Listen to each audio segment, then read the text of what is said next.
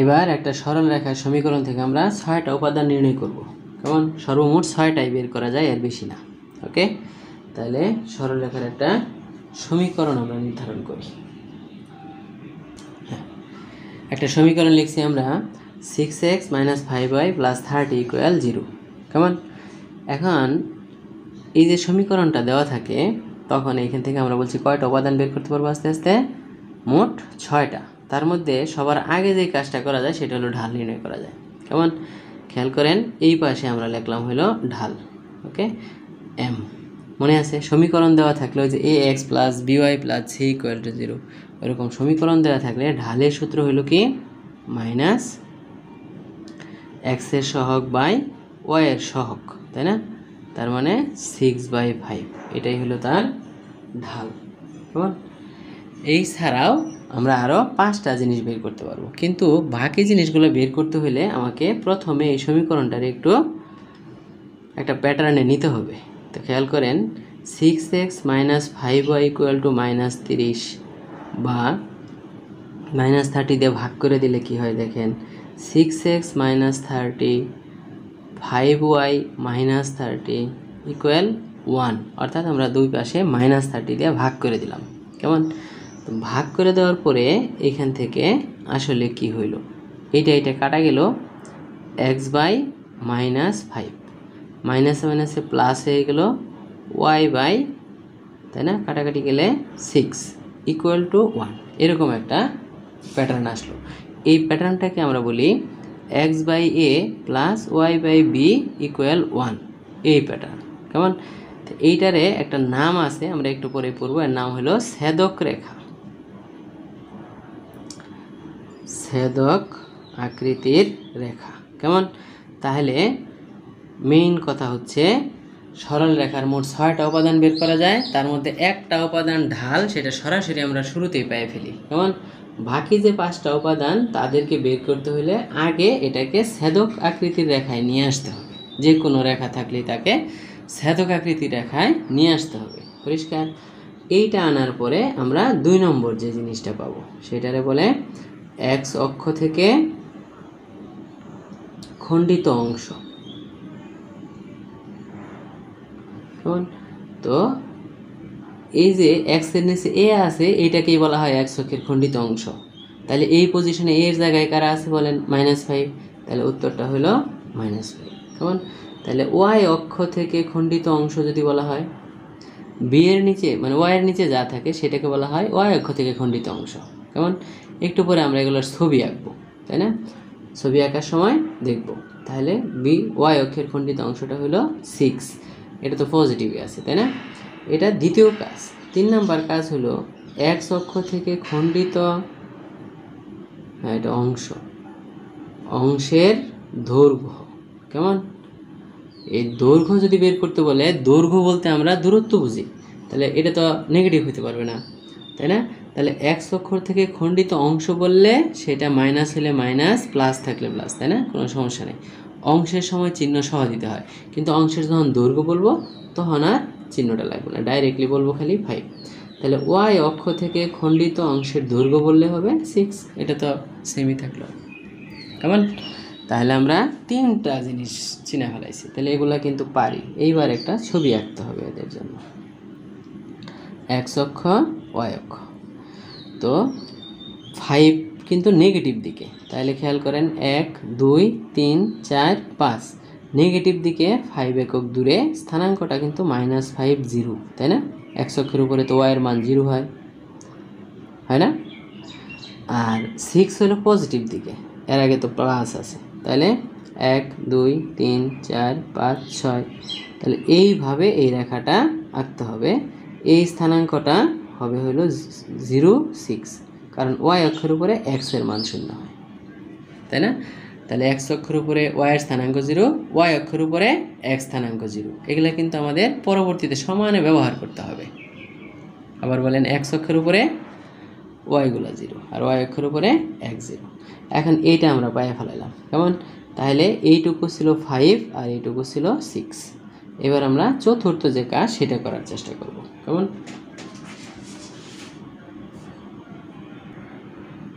তাহলে এই যে সরল রেখা, এটা কিন্তু দুই দিকে যত দূর মন চায় বাড়াই দেওয়া যাবে, যাবে না? যাবে। এখন এই সরল রেখা তো আসলে অনেক লম্বা, তাহলে আমাদের এখন আমরা বের করব, মনে আছে এই 5 রে কি বলছিলাম বলেন? হ্যাঁ, এক্স অক্ষ থেকে খণ্ডিত অংশ।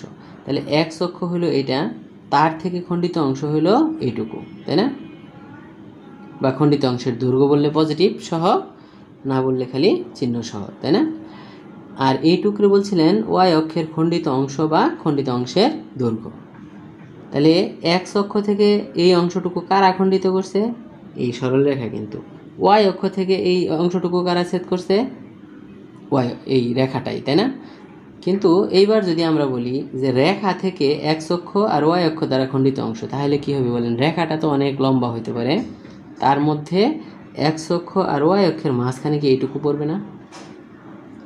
এইখান থেকে এই পর্যন্ত, কেমন?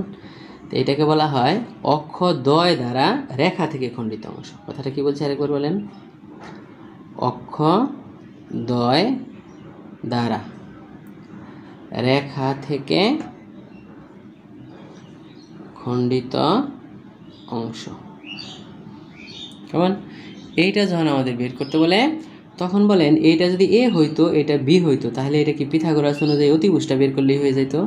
তাহলে সূত্রটা বলতাম √a² + b², কেমন? তাহলে এখন আপনি এর পজিশনে তার মান বসায় দেন 5 এর স্কয়ার 6 এর স্কয়ার, তার মানে এখান থেকে যা আসার তাই উত্তর, কেমন? তাহলে বলেন আমরা একটা সরল রেখা থেকে মোট কতগুলো উপাদান বের করতে চাইছিলাম? হ্যাঁ, 6টা। তার মধ্যে অলরেডি বের হয়ে গেছে 4টা, কেমন? 1 নম্বরে তো ঢাল ছিল, 2 নম্বর আর 3 নম্বর অনেকটা কাছাকাছি জিনিস। 4 নম্বরে আমরা একটা নতুন জিনিস দেখলাম, অক্ষদ্বয় দ্বারা রেখা থেকে খণ্ডিত অংশ, কেমন? এরপরে এই যে অক্ষদ্বয় দ্বারা খণ্ডিত অংশ, তার একটা মধ্যবিন্দু আছে, বলেন এই মধ্যবিন্দুটা আমরা বের করতে পারবো। মনে আছে? আমরা যদি আরেকটু ছবিটা আঁকাই, তাই না? আবার করে এই বিন্দুটার নাম যদি বলি a0, ওই যে x/a y/b হইলে এইটুকু দূরত্ব হয় a আর স্থানাঙ্কটা হয় a0, আর এইটুকু দূরত্ব হয় b, স্থানাঙ্কটা হয় 0b।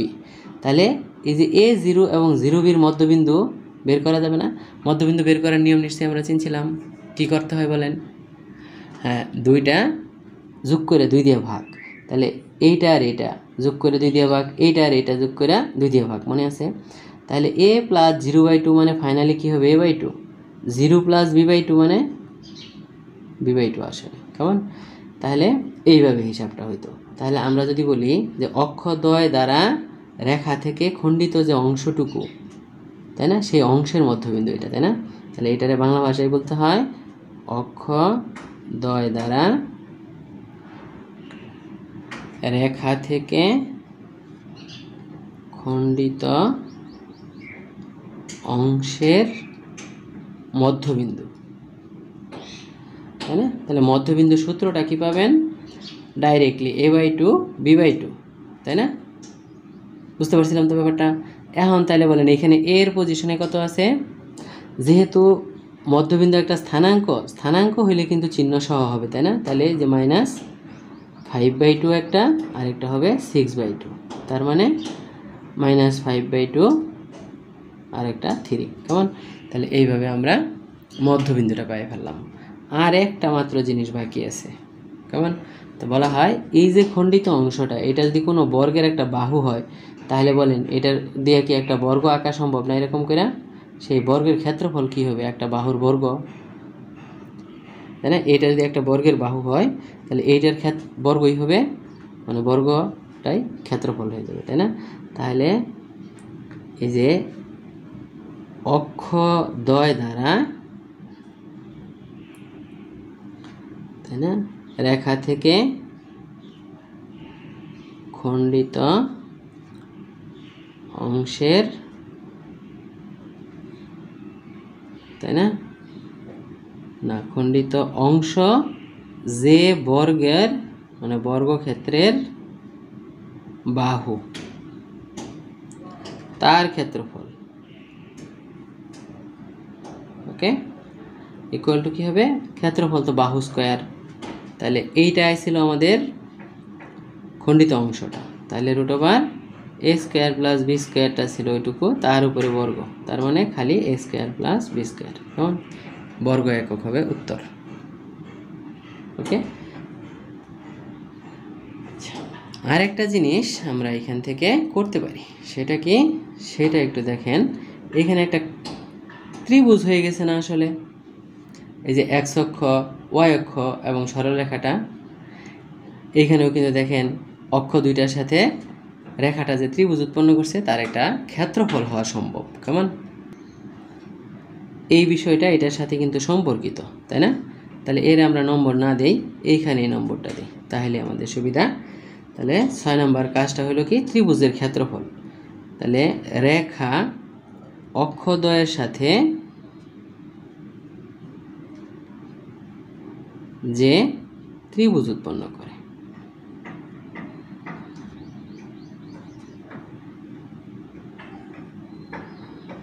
তার ক্ষেত্রফল, কেমন।